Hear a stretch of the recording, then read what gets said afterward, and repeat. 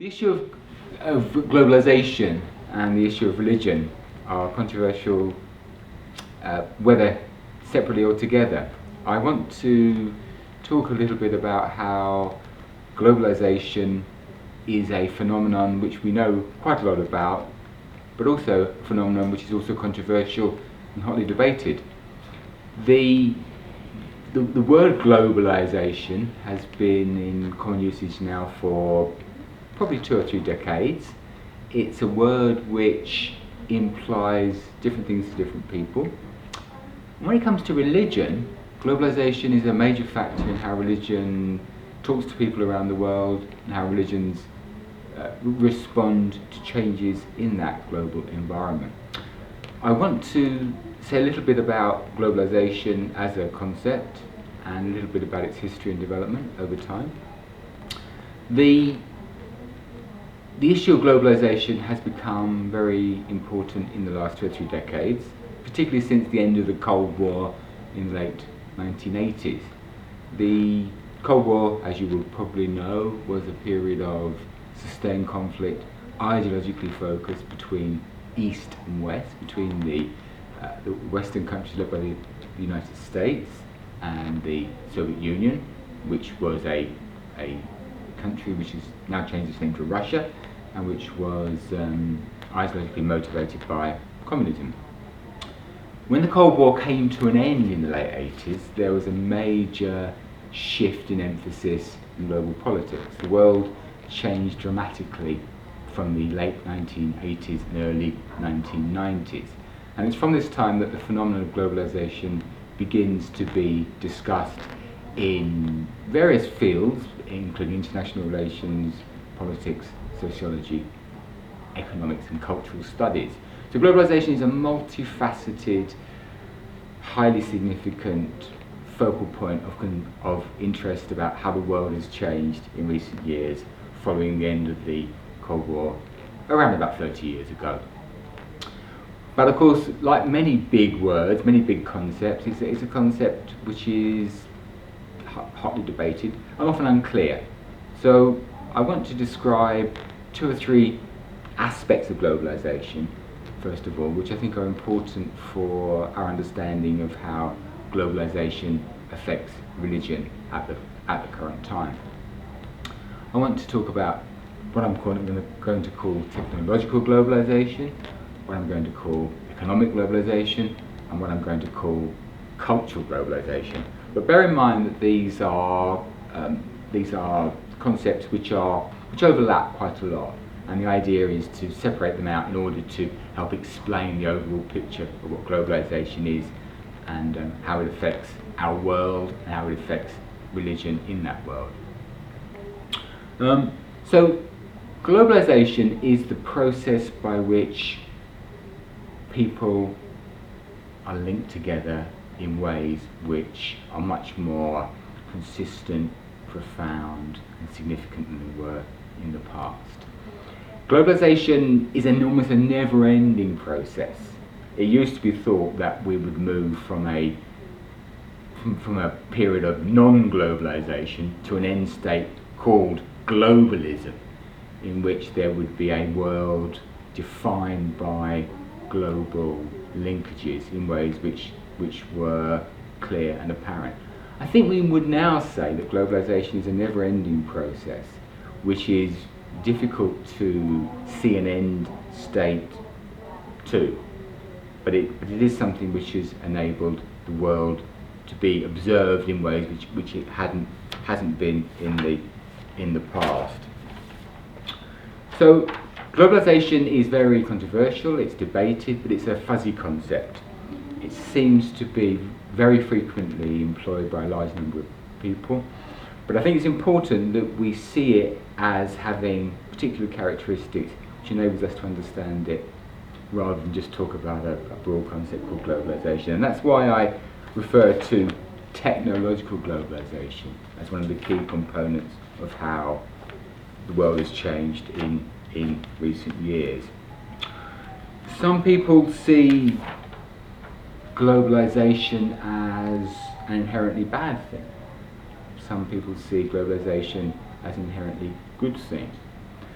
my judgment is that globalisation is not easily reducible to such clear-cut effects. Globalisation is a complex phenomenon with, I would say, both good and bad dimensions.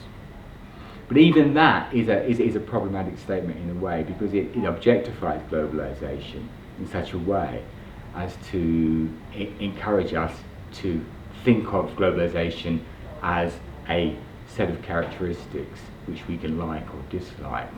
I think it's far more complex than that, as I hope I will explain as I go through this talk.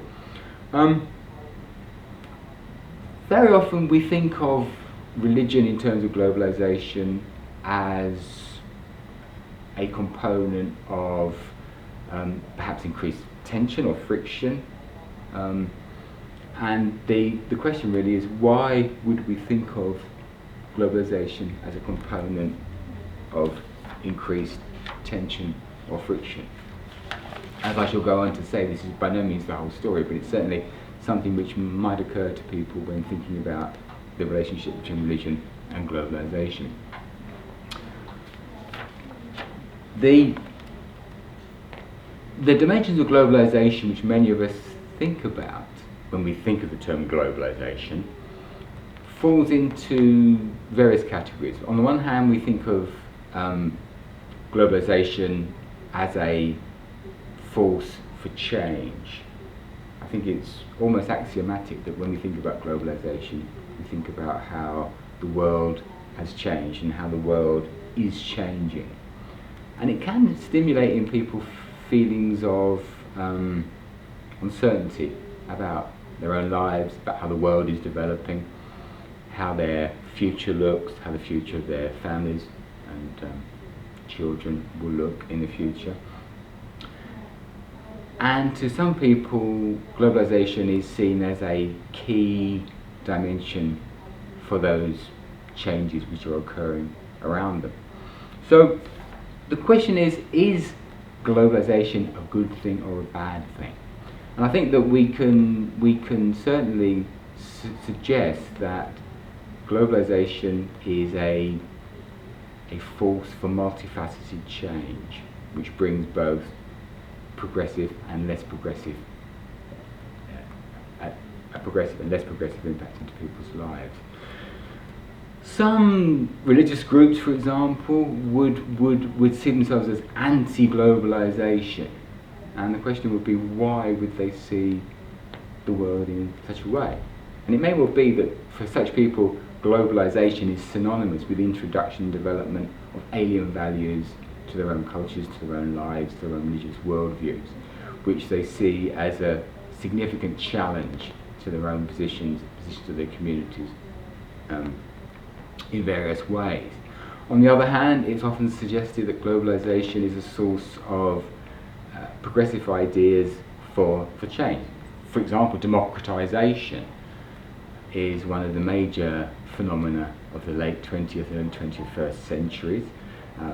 Most people would agree that democratisation is a beneficial factor because it enables people to have more say in their choice of government. It enables people to feel that they have more control of their lives, perhaps, by having the capacity to choose government rather than have government imposed upon them. But some religious groups might see this as not a desirable development. So globalisation is not inherently good or bad, I think. It can be judged as having both good and bad characteristics. But it's very hard to objectify this and to say with certainty that globalisation is either one thing or the other when it comes to its effects. My point is that globalisation is rather subjectively felt, and that the outcomes of globalisation differ from person to person, group to group, community to community, and so on and so on. So globalisation is a provider of opportunities, is also potentially a provider of costs as well. Technological globalisation is the motor for these changes. So technological globalisation enables people to communicate in ways they couldn't before, for both good and bad outcomes. Technological globalization is I think the foundation, the cornerstone of globalization more generally. If globalization implies a coming together of the world, as it's sometimes called, if globalization implies a world which is no longer necessarily defined by distance, but rather a world which is defined by opportunities to link up across distance, then technology is the absolute foundation of that process. The history of humankind, more generally, has been one in which advances in technology have enabled people's ability to communicate to expand greatly. And the end of the Cold War in the late 1980s, the collapse of the Soviet Union in the early 1990s, coincided with major advances in technological capacity to communicate. So we had two separate developments occurring around about the same time, with different routes, different causes, but their coming together is of major significance for understanding the world in the last 3 decades, and importantly about how globalization affects religion over that time. The issue of communication is a cliche, of course. Everybody in the Western world, at least, is aware of the internet, the power of the internet to inform choices we make, decisions we make, things we buy, things we sell. The internet has become an absolute fundamental component of how we live our lives in the early 21st century. But of course the internet is not the only form of advanced communication which we now have available in the world. Transport, the ease of travel from place to place is much easier than it used to be, much cheaper than it used to be. The opportunities for people with relatively high incomes to travel has never been higher.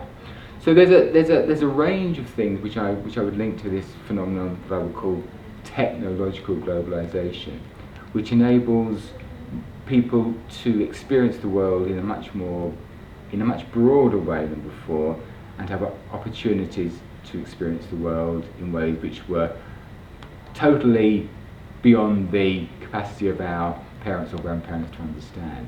So the world has dramatically changed in the last 20 or 30 years, and one of those key ways in which it has changed is the impact of what I'm calling technological globalization. So technological globalization is a facilitator. It enables ideas to spread, it enables people to travel, it enables goods to move around the world in ways which just a few short decades ago was simply unimaginable. The technological globalization is, however, a carrier of ideas and of other forces in the world today. It's a sort of it's a rather abstract idea, but it's something which is of major importance for how globalization works. Where religion comes in here is that religion has always been a globalizer. One of the key ways in which religion has been a phenomenon in world history has been the way that religion spread over time. So globalization is not the cause of religion becoming a global force, of course. Religions have become global forces over very long periods of time. But globalization speeds up the process of how religion can impact upon the world. So religion, some say, is the original globalizer, but the phenomenon of globalization today and the idea of technological globalization is a key component of how religion is now experienced by people around the world, and which in turn enables religion to have major significance around the world in ways of which I shall mention in a minute. Over the last 30 years, in where whereby technological globalization has been a key component of how the world is developing. There have also been various phenomena which have occurred at broadly the same period of time. One would be a spread of values, of changing values. We might, for example, be more concerned about human rights today than we were in the past. We may be more concerned about democracy than we were in the past. We may be more concerned about social justice than we were in the past. To some extent, the concerns of globalization are focused increasingly in specific areas in which people feel they are linked to and they feel perhaps that they can do something about. So thinking about globalization again and thinking about the capacity of technological globalization to encourage people to link up across vast geographical distances, this can be seen in terms of the kinds of goals and outlooks that people develop over time. And to some extent, religion is a key component of so many people's worldviews around the world that it's almost inevitable that people's religious worldviews will be affected by what globalization brings to them. When many people think about globalization, however, they immediately think of economic globalization, and it's absolutely undeniable in both in the sense that we now have a global economy in a way which until the end of the Cold War we did not have a global economy. The system of communism run by the Soviet Union was both a political and economic system which was self-contained compared to the Western system, which was self-contained but different. So we could talk about having two separate global systems running with both political and economic dimensions. Certainly the collapse of the Soviet Union in the early 1990s empirically led the way to a globalization of the world economy, which enabled us to talk about one global economy. It was initially believed that globalization of the world economy would be clearly and substantially beneficial for nearly everybody. The people who had lived in the Soviet Union would have access to new goods, services, which they had previously hadn't been able to have access to, whereas people in the West would have the opportunity to market goods to a wider constituency, which would enable everybody to be happy. What's occurred over time, however, is that economic globalization is seen to be by many people an almost unstoppable phenomenon, out of control, not controllable by any one government or set of governments, or by international organizations like the World Trade Organization, the World Bank, the International Monetary Fund, and so on.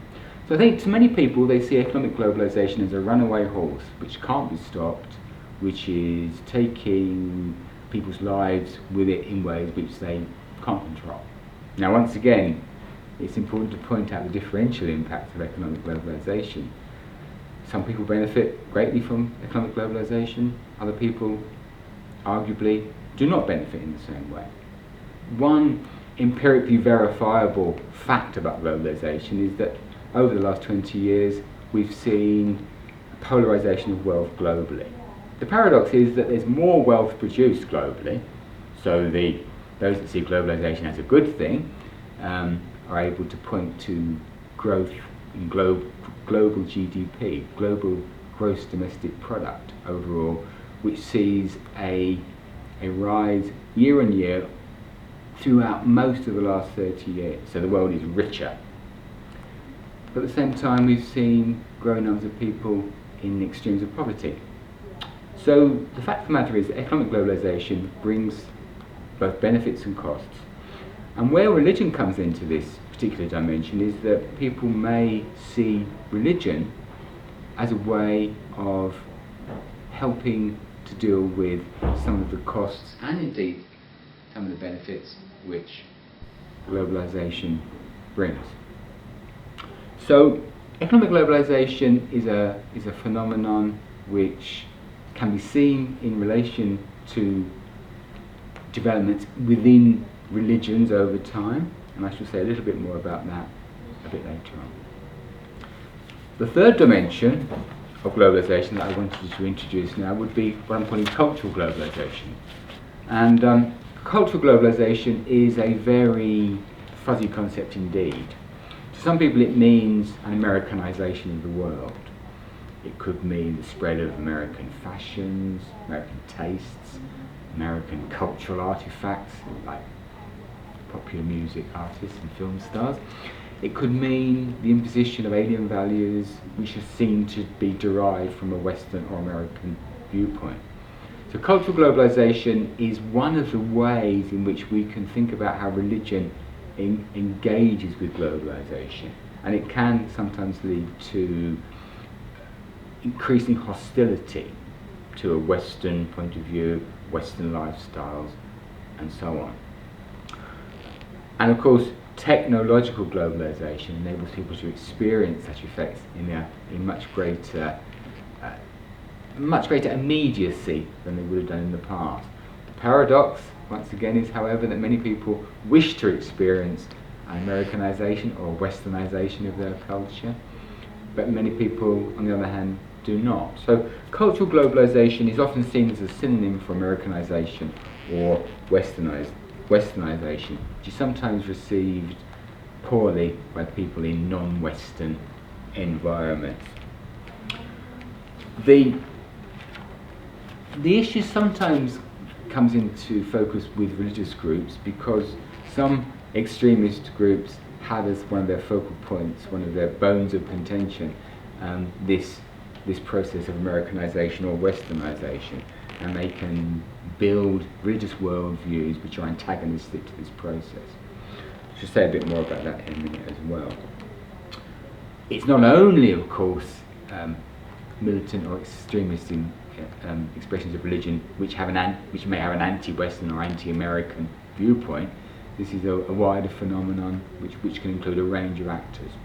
But certainly, when we think about cultural globalization, one of the ways in which religion is potentially involved in that particular process is by increasing some religious groups' sense of antagonism towards such a process of westernization or Americanization. There's also the issue, particularly importantly I think in Western Europe, of mass migration, which is also a component of cultural globalization. And what I mean by this is the idea that globalization in general enables people opportunities to travel, to move from place to place. And as we've seen tragically in recent weeks, this can involve people seeking a better life in Western Europe from Africa, and tragically finding that those paths are very, very hazardous indeed, in fact leading to hundreds of deaths in recent weeks. But migration is one of the key components of cultural globalization, which can lead to questions being asked about society, about communities, about citizenship, about multiculturalism, key concerns in many Western European countries. And even though religion is not the issue per se, religion is often one of the components of cultural difference, which encourages questions about culture to be brought to the political table. The fact is that globalization encourages movement of people, and people will move for various reasons, very often for a better life, for economic rewards, which they are denied in their home countries. But whatever the reason for people moving, globalization offers the opportunities to move in ways which weren't there before, and this can lead, in some cases, to a tension between communities which are characterized by different religious worldviews and different cultural expressions, which can be something as obvious and as banal as different clothes clothing tastes. So one of the recent phenomena linked to cultural globalisation, certainly in Western Europe, and this is a pan-European phenomenon which is felt across Western Europe and into Eastern Europe, the growing numbers of migrants who may well be of a different religious faith, which has become in many countries a political, social and economic challenge to how many people see and understand the world. Once again, to emphasise, this is not religion as such, this is not about religious difference, but religion is one of the ways in which communities are differentiated, and religious characteristics tend to be observable. Religious difference tends to be observable in ways which enables groups to be identified very easily. And given that economic globalisation has led in Western Europe and elsewhere to some significant changes in terms of employment opportunities, in terms of the kinds of jobs available, and it is perhaps not that surprising that religion or culture, religion and culture are different terms but they often overlap, becomes a focal point of some political groups whose wider agenda is to seek to drive a wedge between communities for political gains. So we need to be aware that cultural globalisation carries with it a number of connotations which very often includes religion, but which is often not linked only to religion. Religion is a badge of difference very often for people, which is easily exploitable by unscrupulous politicians for their own ends.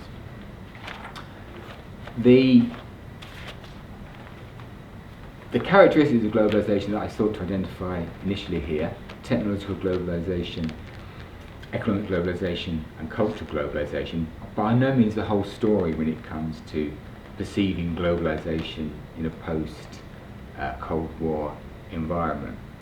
But to break down globalisation into these particular focal points is, I think, a useful starting point for how we engage with the idea of the impact of globalisation on religion. It enables us to see religion as a rather movable term with different meanings in different contexts.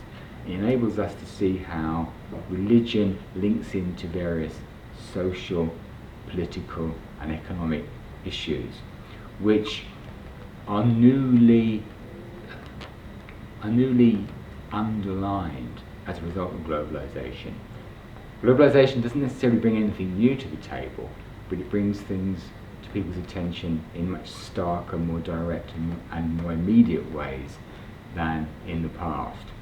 So in many ways globalisation speeds things up. It speeds up how effects are felt of changes which are occurring anyway. So for example, a global economy has been developing for hundreds of years, facilitated by the spread of colonialisation, of Western style states over long periods of time from the 17th century onwards. Yet it's the characteristics of technological globalisation and other aspects of globalisation that I've referred to which enables us to see changes occurring much more quickly than in the past. So globalisation overall speeds up our sense of what's changing, rather than necessarily enables us to conclude that these changes are expressly connected to globalisation as such. So technological globalisation, economic globalisation, cultural globalisation are all phenomena which have been occurring for long periods of time. But the present period, the last 20 or 30 years, has seen a speed of change linked to these dimensions of globalisation which were not apparent in the past. And it's this dimension, this immediacy, this speed of change, which is one of the key components of how we understand the impact of globalisation on religion. And the issue is particularly important because one of the ways in which society was regarded as being modern until recently was by the gradual public demise of religion.